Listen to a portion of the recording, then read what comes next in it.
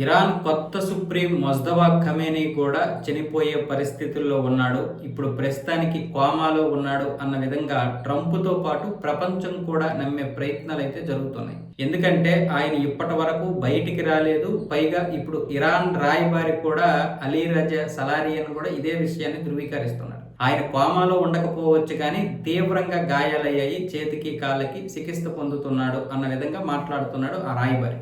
పైగా ఇప్పుడు ట్రంప్ అయితే ఒక ఇంటర్వ్యూలో మాట్లాడుతూ మొస్తఫా బ్రతికే ఉండొచ్చు కానీ మాట్లాడలేనటువంటి పరిస్థితుల్లో ఉంటుంటాడు. ఆ రోజు అంటే 28వ తారీఖు జరిగినటువంటి దాడిలో అయాతుల్లా అలీ ఖమేనీ చనిపోయాడు, అలాగే ఆయన కూతురు చనిపోయింది, అలాగే ఇటు మొస్తఫా కుమారుడు చనిపోయాడు, మొస్తఫా భార్య కూడా చనిపోయింది, అలాగే ఒక మేనకోడలు కూడా చనిపోయారు, ఇంకా మరికొంతమంది కుటుంబ సభ్యులు చనిపోయారు.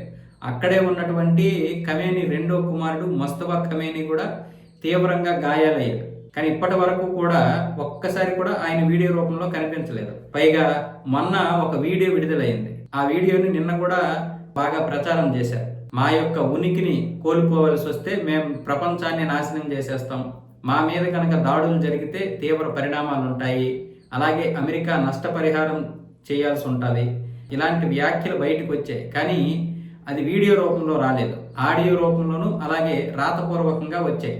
ఎక్కడా కూడా మొస్తఫా మాట్లాడినట్లుగా లేదు.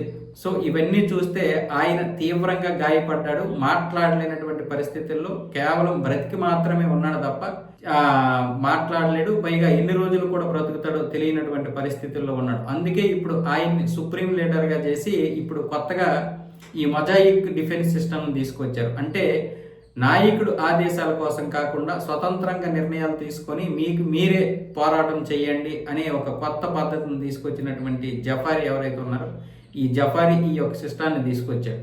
ఇది డీసెంట్రలైజ్డ్ మొజాయిక్ డిఫెన్స్ సిస్టమ్ అని ఇంతకుముందు కూడా ఒక వీడియోలో చెప్పారు. సో ఇలాంటి పరిస్థితుల్లో ఇప్పుడు మొస్తఫా యొక్క ఆరోగ్యం పైన, ఆయన యొక్క జీవితం పైన చాలా వరకు అనుమానాలు ఉన్నాయి. ఆ అనుమానాల్ని ఇరాన్ అయితే నివృత్తి చేయలేకపోతుంది. యుద్ధంలో ఉన్నాం మేము అన్న విధంగానే ఉంది తప్ప మొస్తఫా మీద ఎటువంటి నిర్ణయానికి రాలేకపోతుంది. నిజం చెప్పాలా అబద్ధం చెప్పాలన్న విషయంలో మాత్రం తటపట ఇస్తున్నట్లుగా తెలుస్తుంది. అయితే ఈ అనుమానాలన్నీ కూడా నిజాలే అన్న అనుమానం కూడా వ్యక్తమవుతుంది. ఎందుకంటే ఎక్కడా కూడా మొస్తఫా ఇప్పటి వరకు కనిపించలేదు.